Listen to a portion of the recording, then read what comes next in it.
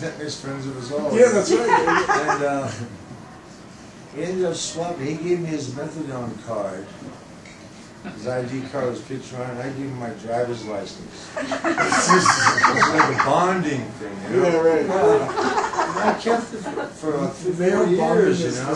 Methadone for So I kept it for 4 years, and one day we bumped into each other somewhere. She said, "Yeah, I got to tell you a story. The police pulled me over the other day." Oh no! I said, "Oh shit." He says, "No, it's cool." So what happened? He says, "Well, I was going a little fast, you know.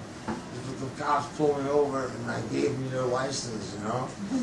I said, "What happened?" He says, "Oh yeah, I'm a big fan of yours." Yeah, much like the picture. And he let me go.